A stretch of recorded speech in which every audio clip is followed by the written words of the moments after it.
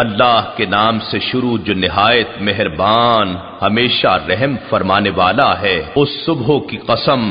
جس سے ظلمت شب چھٹ گئی، اور 10 مبارک راتوں کی قسم،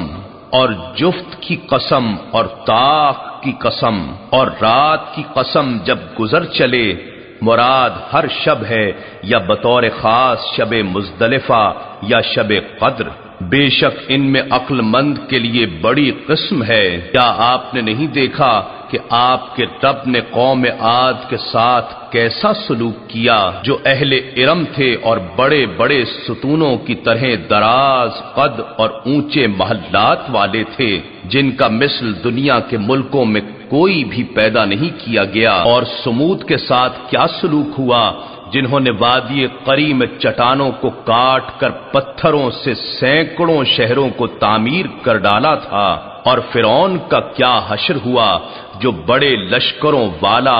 یا لوگوں کو میخوں سے سزا دینے والا تھا۔ یہ وہ لوگ تھے جنہوں نے اپنے اپنے ملکوں میں سرکشی کی تھی، پھر ان میں بڑی فساد انگیزی کی تھی، تو آپ کے رب نے ان پر عذاب کا کوڑا برسایا۔ بے شک آپ کا رب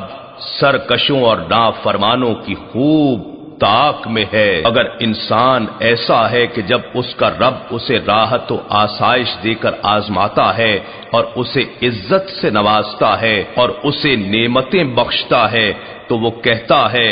میرے رب نے مجھ پر کرم فرمایا، لیکن جب وہ اسے تکلیف و مصیبت دے کر آزماتا ہے اور اس پر اس کا رزق تنگ کرتا ہے، تو وہ کہتا ہے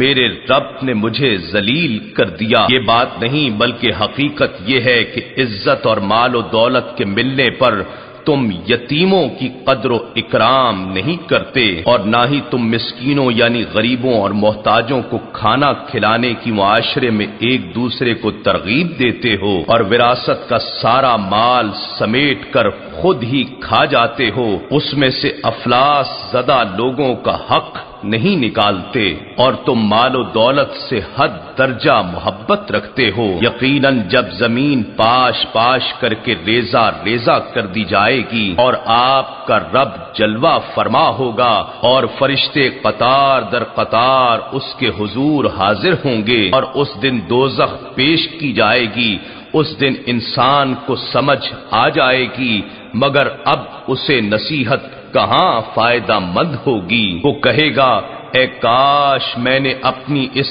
اصل زندگی کے لیے کچھ آگے بھیج دیا ہوتا جو آج میرے کام آتا، تو اس دن نہ اس کے عذاب کی طرح کوئی عذاب دے سکے گا اور نہ اس کے جکڑنے کی طرح کوئی جکڑ سکے گا۔ اے اطمینان پا جانے والے نفس، تو اپنے رب کی طرف اس حال میں لوٹا کہ تو اس کی رضا کا طالب بھی ہو اور اس کی رضا کا مطلوب بھی، گویا اس کی رضا تیری مطلوب ہو اور تیری رضا اس کی مطلوب۔ بس تو میرے کامل بندوں میں شامل ہو جا اور میری جنت قربت و دیدار میں داخل ہو جا۔